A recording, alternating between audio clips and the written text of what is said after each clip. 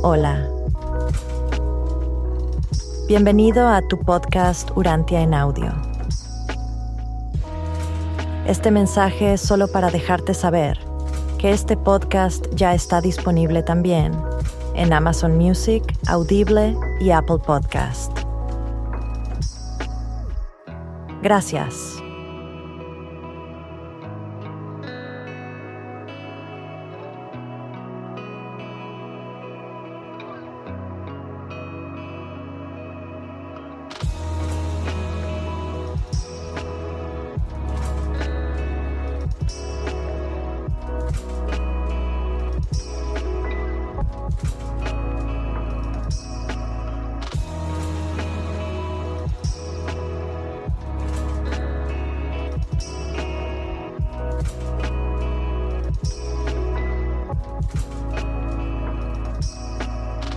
Escrito 159.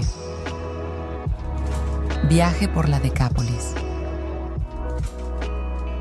Cuando Jesús y los 12 llegaron al parque de Magadán, vieron que los esperaban un grupo de casi 100 evangelistas y discípulos, entre los que estaban el colectivo de mujeres, listos ya para comenzar de inmediato el viaje de enseñanza y predicación por las ciudades de la Decápolis.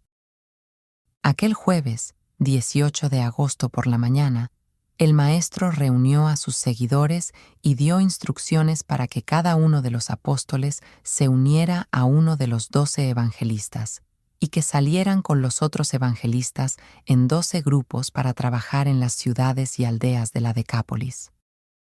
Dispuso que el colectivo de mujeres y los otros discípulos se quedaran con él. Jesús fijó una duración de 4 semanas para este viaje, indicando a sus seguidores a que regresaran a Magadán no más tarde del viernes, 16 de septiembre. Prometió que durante este periodo los visitaría a menudo. En el transcurso de este mes, los 12 grupos ejercieron su labor en Gerasa, Gamala, Hipos, Safón, Gadara, Avila, Edrei, Filadelfia, Hesbón, Dium, Escitópolis y en muchas otras ciudades. A lo largo de todo el viaje, no se produjo ninguna curación milagrosa ni ningún otro acontecimiento de carácter extraordinario.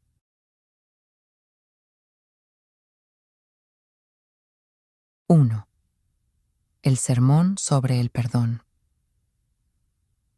Un día en Hipos, avanzada la tarde, Jesús impartió una lección sobre el perdón en respuesta a la pregunta de uno de los discípulos. El maestro dijo: si un hombre de buen corazón tiene 100 ovejas y se descarría una de ellas, ¿no deja de inmediato a las 99 y va a buscar a la que se ha descarriado? Y si es un buen pastor, ¿no va tras la oveja que perdió hasta encontrarla? Y cuando la encuentra, la pone sobre sus hombros y, gozoso, de camino a su casa, llama a sus amigos y vecinos y les dice: «Alegraos conmigo, porque he encontrado a mi oveja perdida». Os digo que habrá más gozo en el cielo por un pecador que se arrepiente, que por 99 justos que no necesitan de arrepentimiento. De igual modo, no es la voluntad de mi Padre que está en los cielos que se pierda uno de estos pequeños, y mucho menos que perezca. En vuestra religión, Dios podrá recibir a los pecadores arrepentidos. En el Evangelio del Reino, el Padre va a buscarlos incluso antes de que hayan seriamente pensado en arrepentirse. El Padre de los cielos ama a sus hijos, y así pues, vosotros debéis aprender a amaros unos a otros. El Padre de los cielos perdona vuestros pecados, y por ello debéis aprender a perdonaros unos a otros. Si tu hermano peca contra ti, ve a él y con tacto y paciencia muéstrale su falta y hazlo a solas con él. Y si te escucha, has ganado a tu hermano. Pero si tu hermano no te oye, si continúa pecando, ve de nuevo a él. Lleva contigo a 1 o 2 mutuos amigos, para tener a 1 o incluso 2 testigos que confirmen tu testimonio y comprueben que has tratado con justicia y misericordia a este hermano que te ofendió. Ahora bien, si se niega a oír a vuestros hermanos, podrás contar toda la historia a la comunidad, y si se niega a oír a la hermandad, que sea el grupo el que tome las medidas que crea convenientes, y que este miembro rebelde se convierta en un marginado del reino. Aunque no puedas pretender juzgar las almas de vuestros semejantes, y aunque no podáis perdonar pecados, o pretender tampoco atribuiros las competencias de los supervisores de las multitudes celestiales, se os ha entregado a vuestras manos, al mismo tiempo, el mantenimiento del orden temporal del reino en la tierra. Aunque no podáis inmiscuiros en los decretos divinos en cuanto a la vida eterna, debéis resolver las cuestiones de la conducta pertinentes al bienestar temporal de la hermandad en la tierra. Y así, en todos estos asuntos referentes a la disciplina de la hermandad, lo que dispongáis en la tierra se reconocerá en el cielo.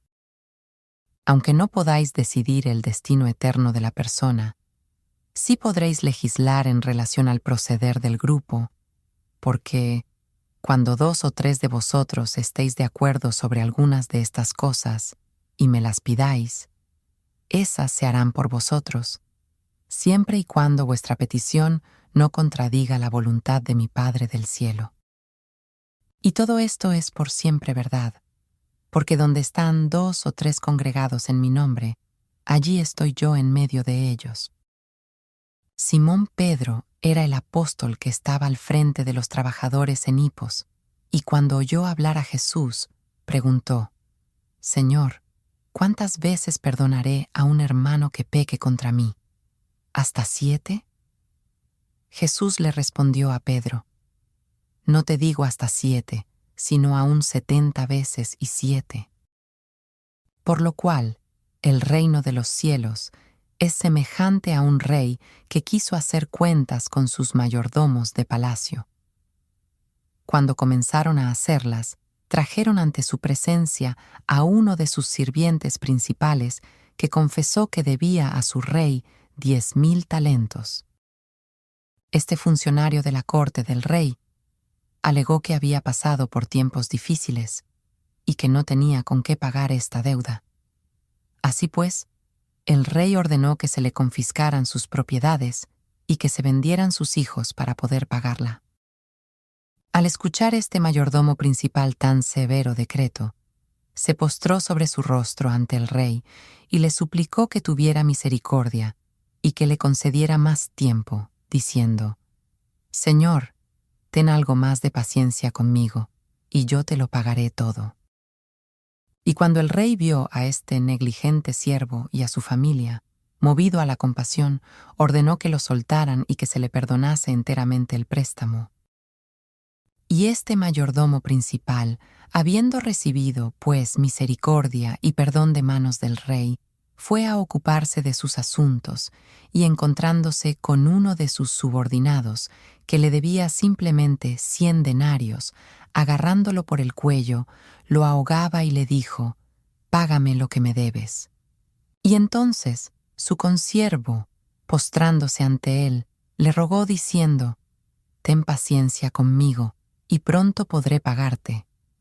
Pero el mayordomo principal no quiso mostrarse misericordioso con su compañero, sino que lo echó en la cárcel hasta que pagara la deuda. Viendo sus consiervos lo que pasaba, se entristecieron tanto que fueron y refirieron todo lo que había pasado a su señor y amo, al rey. Cuando éste oyó el comportamiento de su mayordomo principal, hizo llamar ante él a este hombre ingrato y despiadado y le dijo: «Eres un mayordomo malvado e indigno. Te perdoné toda tu deuda sin condiciones porque me rogaste compasión. ¿Por qué no mostraste también misericordia con tu consiervo como yo tuve misericordia de ti?» Y el rey se enojó tanto que lo entregó a los carceleros para que lo encerraran hasta que pagara todo lo que debía. Y así también, mi Padre Celestial muestra una mayor abundancia de misericordia a los que muestren, generosamente, misericordia con sus semejantes. ¿Cómo podéis pedirle a Dios que tenga consideración por vuestros defectos si estáis habituados a castigar a vuestros hermanos por ser culpables de vuestras mismas fragilidades humanas? Yo os digo a todos, de gracia recibisteis las buenas cosas del reino, dad, pues, de gracia a vuestros semejantes en la tierra. De esa manera, ilustró Jesús los peligros y la injusticia de emitir un juicio personal sobre los semejantes. Se debe mantener la disciplina y administrar la justicia, pero en todos estos asuntos debe imperar la sabiduría de la hermandad. Jesús invistió de autoridad legislativa y judicial al grupo, no al individuo. Tampoco debe ejercerse esta autoridad de forma personal. Existe siempre el peligro de que el veredicto individual pueda verse sesgado por el prejuicio o distorsionado por la pasión. El juicio colectivo tiene mayor probabilidad de suprimir los peligros y eliminar las injusticias de la parcialidad personal. Jesús siempre procuró reducir al mínimo los componentes de la injusticia, la represalia y la venganza. El empleo del término 77 como ilustración de la misericordia y de la indulgencia se tomó de las Escrituras en referencia al júbilo de Lamec por las armas de metal de su hijo Tubal-Caín, que comparando estos superiores instrumentos con los de sus enemigos exclamó: «Si Caín, con ningún arma en sus manos, fue vengado 7 veces, yo seré ahora vengado 77».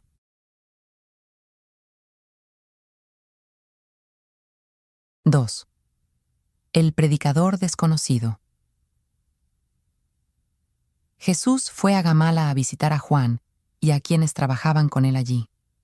Aquella noche, tras la sesión de preguntas y respuestas, Juan le dijo a Jesús: «Maestro, ayer fui a Astarot para ver a un hombre que enseñaba en tu nombre e incluso declaraba que podía echar fuera demonios.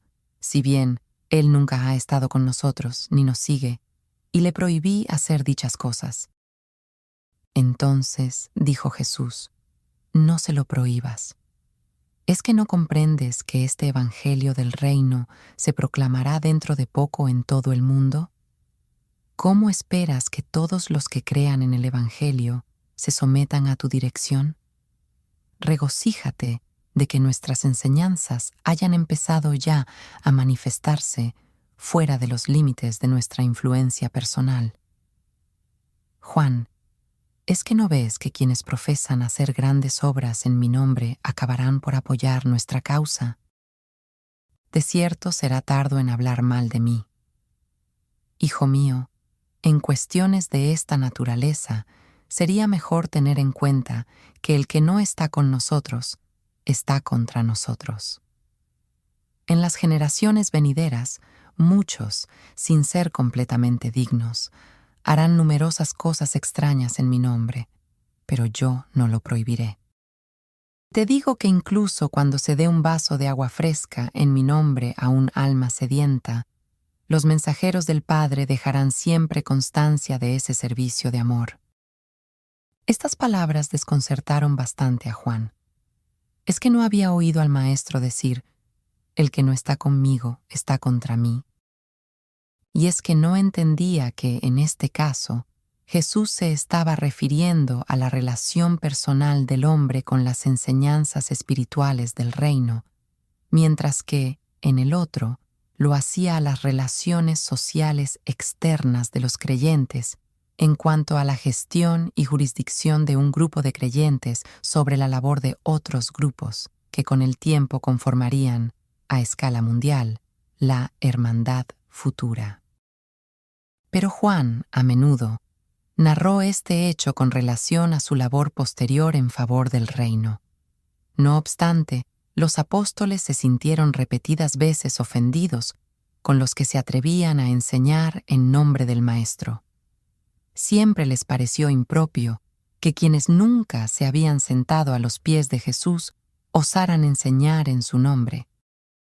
Este hombre, a quien Juan le prohibió enseñar y trabajar en nombre de Jesús, no prestó atención al mandato del apóstol, siguió adelante con su labor y congregó a un número elevado de creyentes en Canatá antes de continuar a Mesopotamia.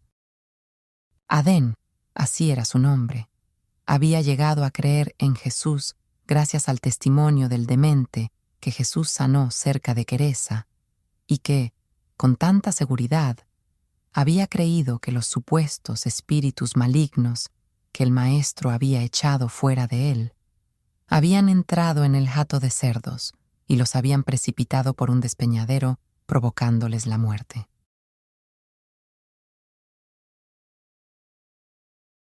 ¡3! Instrucciones para maestros y creyentes. Jesús estuvo en Edrei, lugar de trabajo de Tomás y de sus compañeros, un día y una noche, y, a última hora de la tarde, en el transcurso de la conversación, dio a conocer los principios que debían guiar a quienes predican la verdad y servir de estímulo a quienes enseñan el Evangelio del Reino. Resumidos y reformulados en términos modernos, Jesús impartió las siguientes enseñanzas. Respetad siempre la persona del hombre. Jamás debe fomentarse ninguna causa justa por la fuerza. Las victorias espirituales solo se ganan con el poder espiritual. Este mandato de no usar medios materiales alude tanto a la fuerza psíquica como a la física. No se deben emplear argumentos avasallantes ni superioridad mental para coaccionar a hombres y mujeres a que entren en el reino. No se debe arrollar la mente del hombre con el mero peso de la lógica, ni intimidarla con la astucia de palabras elocuentes. Aunque no se debe eliminar por completo de las decisiones humanas el componente emocional, no se debe recurrir a este de forma directa en las enseñanzas de quienes quieren avanzar la causa del reino. Apelad en su lugar al Espíritu Divino que habita en las mentes de los hombres. No instéis al temor, a la piedad o al mero sentimiento. Al apelar a los hombres, sed justos. Tened dominio de vosotros mismos y exhibid la moderación debida. Demostrad hacia las personas de vuestros alumnos el adecuado respeto. Recordad lo que os he dicho. He aquí que estoy a la puerta y llamo, y si alguno abre la puerta, entraré. Cuando traigáis a alguien al reino, no menoscabéis ni destruyáis su autoestima. Aunque un exceso de autoestima puede socavar la humildad personal y acabar en orgullo, vanagloria y arrogancia, la pérdida de la autoestima termina paralizando la voluntad. El propósito de este evangelio es restaurar el respeto de uno mismo en aquellos que lo han perdido y contenerlo en los que lo tienen. No cometáis el error de condenar solo las equivocaciones cometidas en las vidas de vuestros alumnos. Acordaros de reconocer con generosidad lo más meritorio de sus vidas. No olvidéis que nada me detendrá para que aquellos que han perdido el respeto por sí mismos y que realmente desean recuperarlo, lo recuperen. Cuidaros de no herir la autoestima de esas almas tímidas y medrosas. No empleéis el sarcasmo en detrimento de esos hermanos míos simples de mente. No seáis cínicos con esos temerosos hijos míos. El ocio es pernicioso para el respeto de uno mismo. Así, pues, alentad a vuestros hermanos a que se mantengan ocupados en la tarea que elijan, y haced todo lo posible para garantizar el trabajo a los desempleados. No seáis nunca culpables de emplear tácticas indignas de intimidación para que hombres y mujeres entren en el reino. Un padre amoroso no infunde miedo en sus hijos para que se sometan a sus justas exigencias. En algún momento, los hijos del reino serán conscientes de que el hecho de experimentar fuertes emociones no es señal de la guía del Espíritu Divino. Ni sentirse intensa y extrañamente impulsado a hacer algo o a ir a algún determinado lugar significan necesariamente que dichos impulsos sean reflejo de las directrices del Espíritu morador.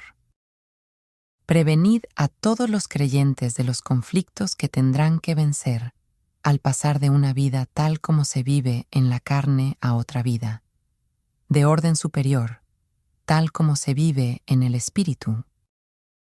Para aquellos que vivan íntegramente en cualquiera de los dos entornos, habrá poco conflicto o confusión, pero, en los momentos de transición entre estos dos niveles de vida, todos están abocados a experimentar mayor o menor grado de incertidumbre.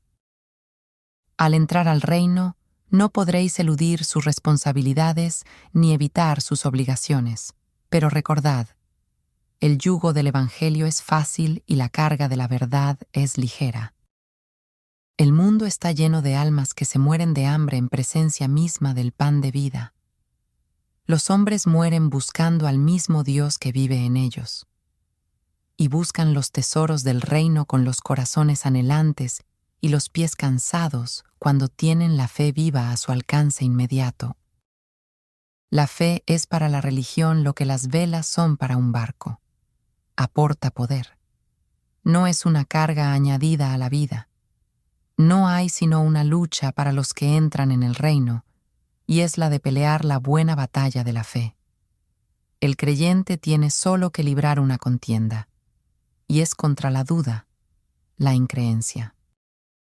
Al predicar el Evangelio del reino, estáis simplemente enseñando amistad con Dios.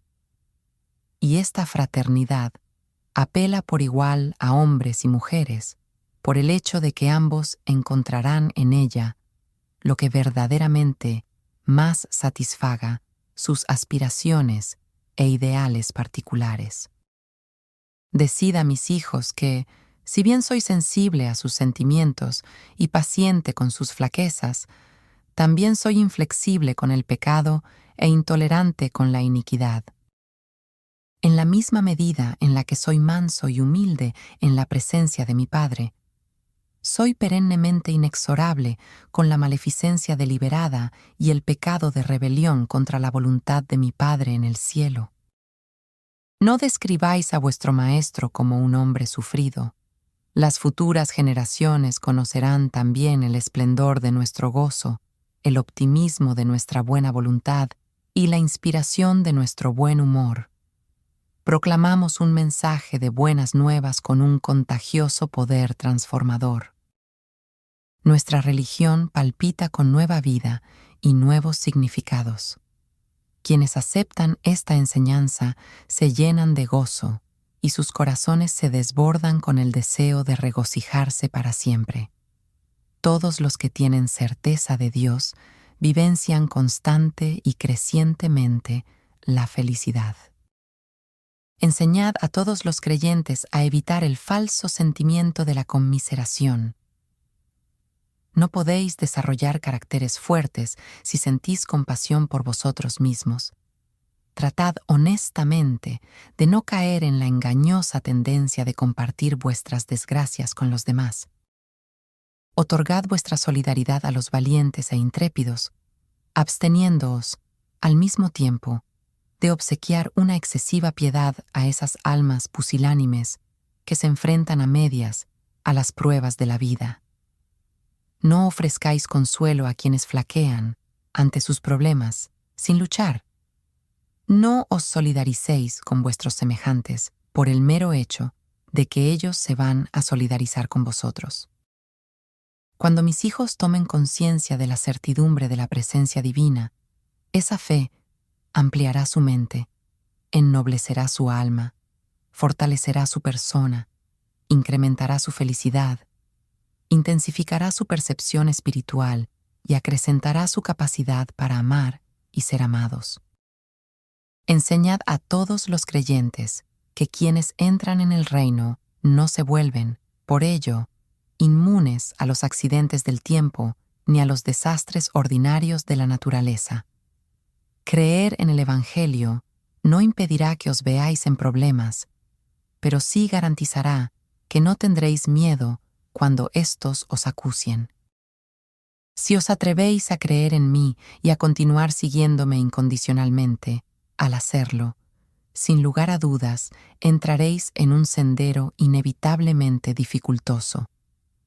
No os prometo liberaros de las aguas de la adversidad, pero sí os prometo que iré con vosotros a través de ellas.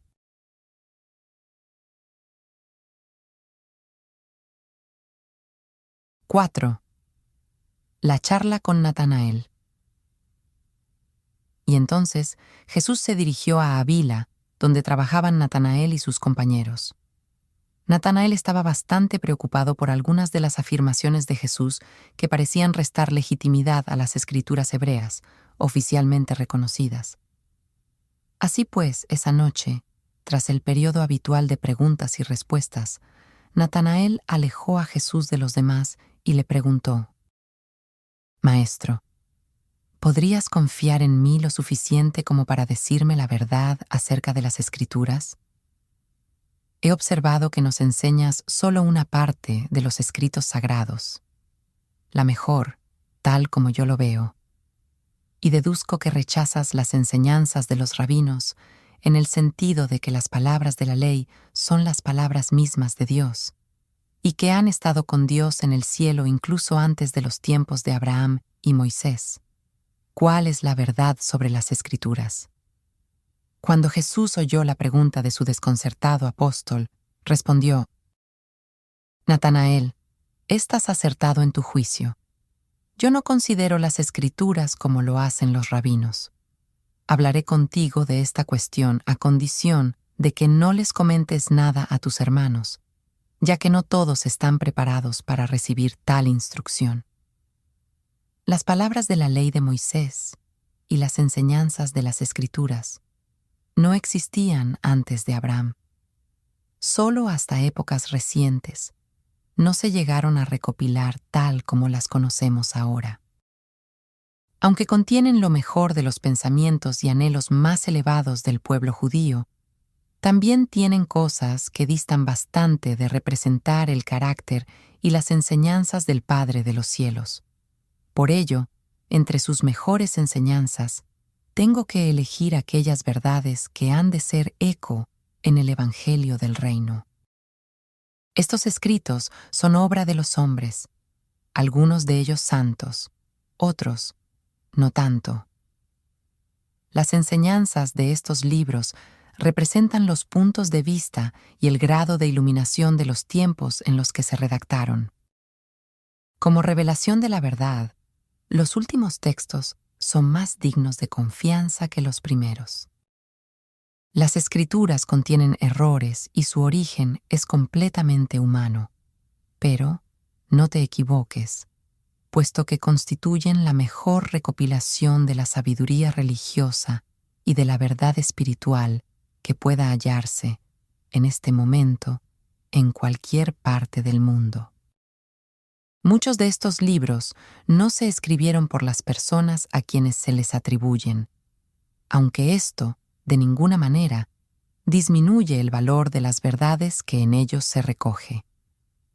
Considerando que la historia de Jonás no es un hecho, incluso si Jonás nunca hubiera existido, la profunda verdad de este relato, el amor de Dios por Nínive y por los denominados paganos, no sería menos inestimable a los ojos de todos los que aman a sus semejantes. Las Escrituras son sagradas porque reflejan los pensamientos y los actos de los hombres que buscaban a Dios y que dejaron constancia en ella de sus nociones más elevadas de la rectitud, la verdad y la santidad.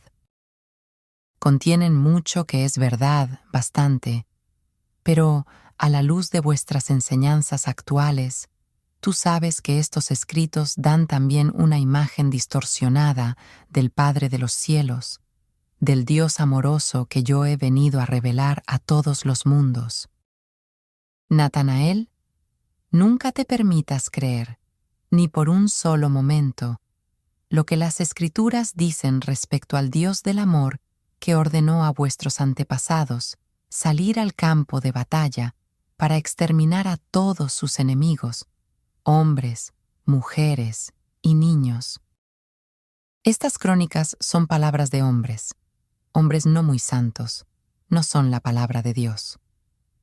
Las Escrituras son siempre un reflejo, y lo serán siempre, del estatus intelectual, moral y espiritual de quienes las redactan. ¿Es que no has observado que los conceptos de Yahvé crecen en belleza y gloria a medida que los profetas los recogen desde Samuel hasta Isaías? E igualmente, debes recordar que el propósito de las Escrituras es servir de instrucción religiosa y de guía espiritual. No son obra ni de historiadores ni de filósofos. Lo más lamentable de todo no consiste meramente en esta idea errónea de la perfección absoluta de los textos de las Escrituras, ni en la infalibilidad de sus enseñanzas, sino en la interpretación confusa y equivocada que hacen de estos escritos sagrados los escribas y fariseos de Jerusalén, sometidos a la tradición. Y ahora emplearán tanto la doctrina de la inspiración de las Escrituras como su tergiversación para oponerse a estas nuevas enseñanzas del Evangelio del Reino. Natanael, no te olvides nunca de que el Padre no limita la revelación de la verdad a una sola generación ni a un solo pueblo. Muchos buscadores fervientes de la verdad se han sentido y seguirán sintiéndose confundidos y decepcionados por estas doctrinas de la perfección de las Escrituras. La autoridad de la verdad es el Espíritu mismo que habita en aquellos que lo manifiestan en sus vidas, y no las inertes palabras de los hombres menos iluminados y supuestamente inspirados de otra generación. E incluso si esos santos de antaño vivieran unas vidas inspiradas y plenas del Espíritu, eso no significa que sus palabras estuvieran asimismo inspiradas por el Espíritu. Hoy en día no dejamos constancia por escrito de las enseñanzas de este Evangelio del Reino, temiendo que, cuando yo me haya ido, os dividáis rápidamente en varios grupos y compitáis por la verdad como resultado de la diversidad de vuestras interpretaciones de mis enseñanzas. Durante esta generación es mejor que vivamos estas verdades evitando, al mismo tiempo, ponerlas por escrito. Toma buena nota de mis palabras, Natanael. Nada que la naturaleza humana haya tocado puede considerarse infalible. Aunque la verdad divina pueda, de hecho, resplandecer a través de la mente humana, su pureza será siempre relativa y su divinidad parcial. La criatura puede anhelar ser infalible, pero solo los creadores lo son. Pero el mayor error de las enseñanzas de las Escrituras consiste en la doctrina de que son libros sellados por el misterio y la sabiduría, que solo las mentes sabias de la nación pueden atreverse a interpretar. Las revelaciones de la verdad divina no están selladas salvo por la ignorancia humana, el fanatismo y la intolerancia de la estrechez de miras. Solo el prejuicio y la superstición oscurecen la luz de las Escrituras. El erróneo temor a lo sagrado ha impedido que la religión fuera tutelada por el sentido común. El miedo a la autoridad de los escritos sagrados del pasado impide, de hecho, que las almas honestas de hoy en día acepten la nueva luz del Evangelio, la luz que aquellos mismos hombres conocedores de Dios de otra generación deseaban ver con tanta intensidad. Pero lo más triste de todo esto es el hecho de que algunos de los maestros de la santidad de este tradicionalismo conocen esta misma verdad. Entienden, en mayor o menor grado, estas limitaciones de las Escrituras, pero son cobardes morales, seres intelectualmente deshonestos. Conocen la verdad referente a los escritos sagrados, aunque prefieren ocultar estos inquietantes hechos a la gente. Y así, pervierten y distorsionan las Escrituras, convirtiéndolas en la guía de unos detalles serviles de la vida diaria y en una autoridad en las cosas no espirituales. En lugar de apelar a las Escrituras sagradas como las depositarias de la sabiduría moral, la inspiración religiosa y las enseñanzas espirituales de los hombres que en otras generaciones conocieron a Dios. Natanael ganó en percepción intelectual y quedó impresionado por las afirmaciones del Maestro. Durante mucho tiempo, reflexionó sobre esta charla en las profundidades de su alma, pero no dijo nada a nadie respecto a ella hasta la ascensión de Jesús. E incluso entonces, tuvo temor de transmitir la historia completa de la enseñanza del Maestro.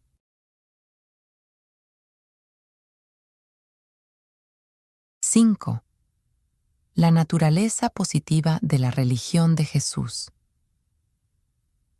En Filadelfia, donde Santiago trabajaba, Jesús enseñó a los discípulos sobre la naturaleza positiva del Evangelio del Reino. Cuando en el transcurso de sus comentarios dio a entender que algunas partes de las Escrituras contenían más verdades que otras, e instó a sus oyentes a que alimentaran su alma con el mejor de los alimentos espirituales, Santiago interrumpió al Maestro y le preguntó: ¿tendrías la amabilidad de sugerirnos cómo podremos seleccionar los mejores pasajes de las Escrituras para nuestra edificación personal?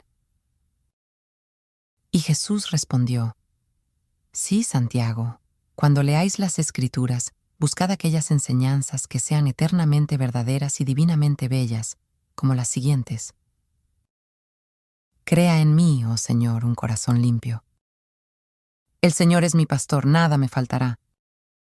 Ama a tu prójimo como a ti mismo. Porque yo, el Señor, soy tu Dios, quien te sostiene de tu mano derecha y te dice: no temas, yo te ayudo. Ni se adiestrarán más las naciones para la guerra. Y esto ilustra la forma en la que Jesús, cada día, extraía lo más selecto de las Escrituras hebreas para instruir a sus seguidores y para integrarlo en las enseñanzas del nuevo Evangelio del Reino.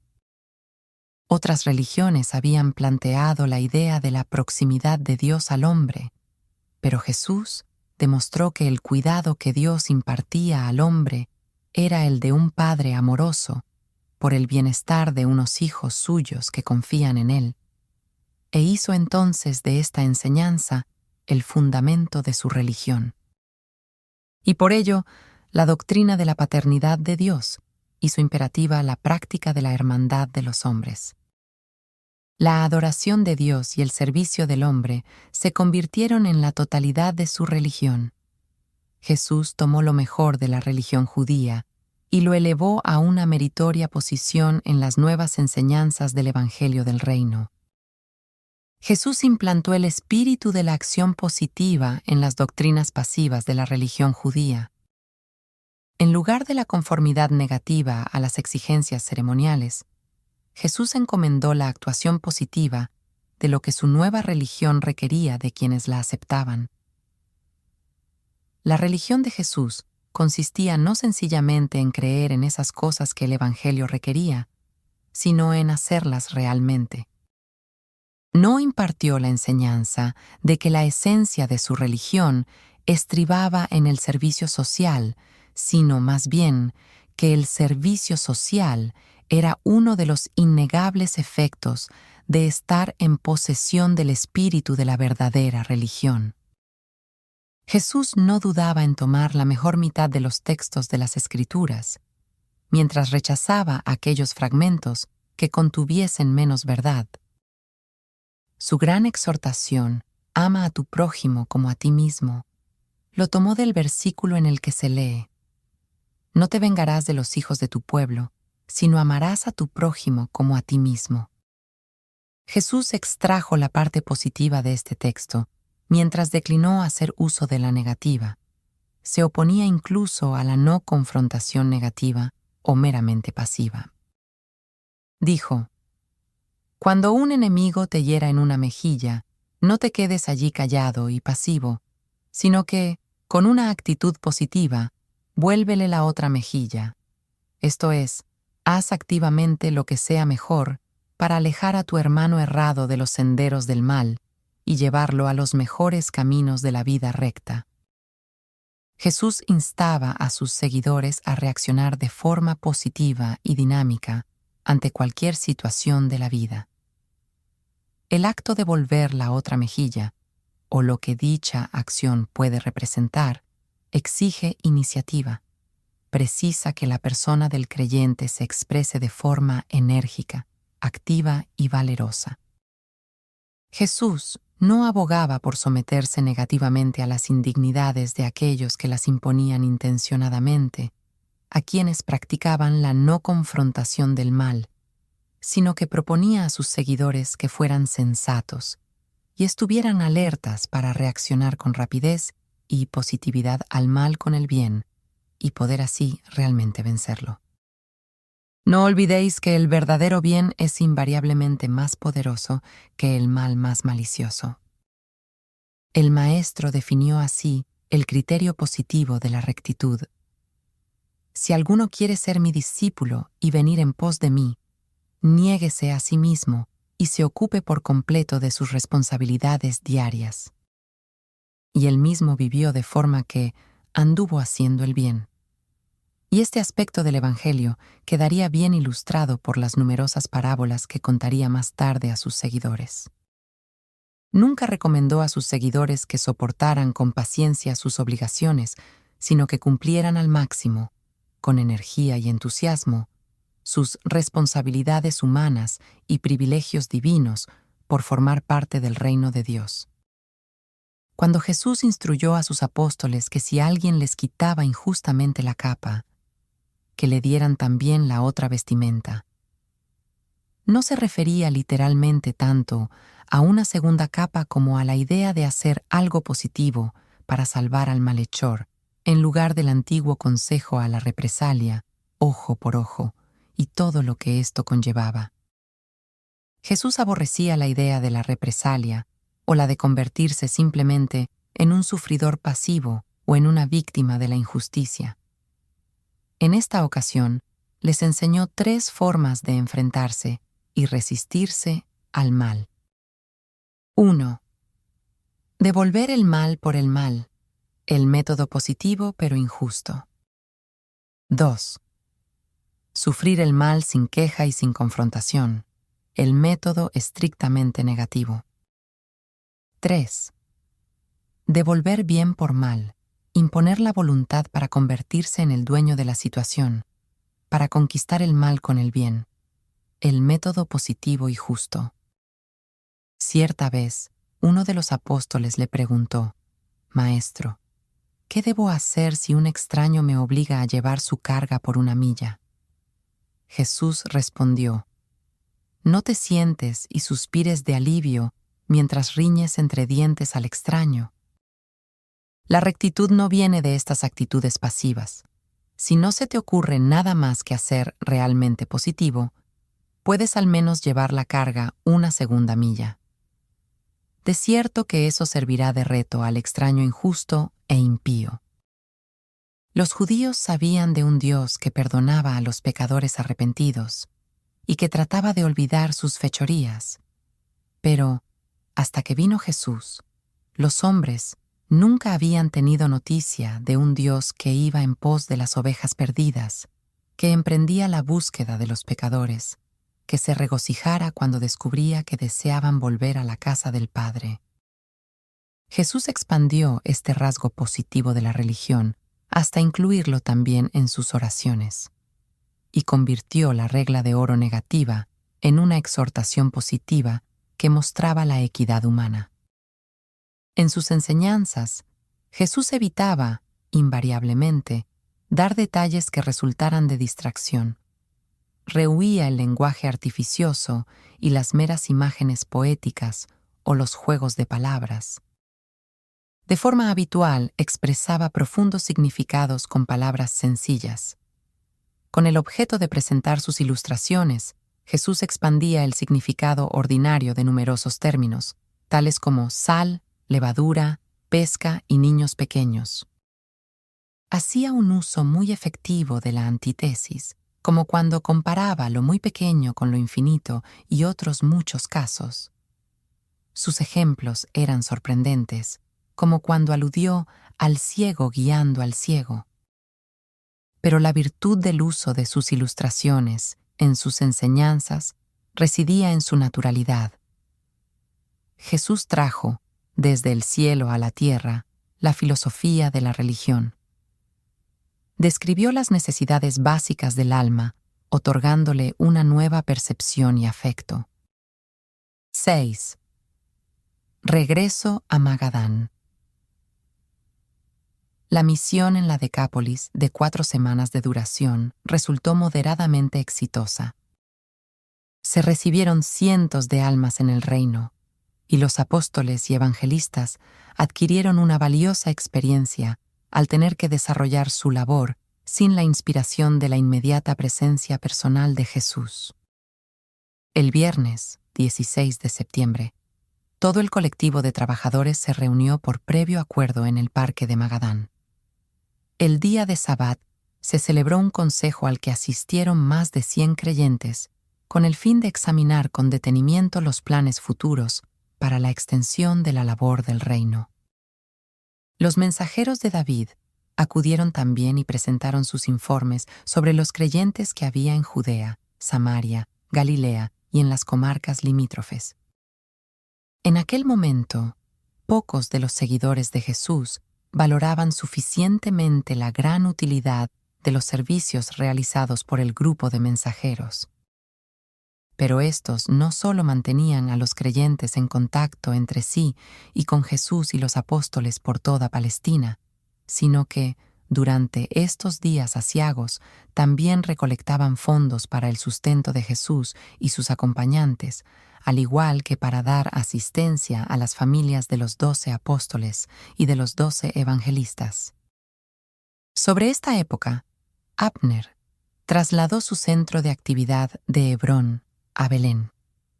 En este último lugar estaba igualmente la sede en Judea de los mensajeros de David, que mantenía un servicio nocturno de relevo de mensajeros entre Jerusalén y Betsaida. Cada día, estos corredores salían de Jerusalén a última hora de la tarde, se relevaban en Sicar y Esitópolis y llegaban a Betsaida a la mañana siguiente, a la hora del desayuno. Jesús y sus acompañantes se prepararon entonces para tomar una semana de descanso antes de disponerse a emprender la postrera etapa de su labor por el reino.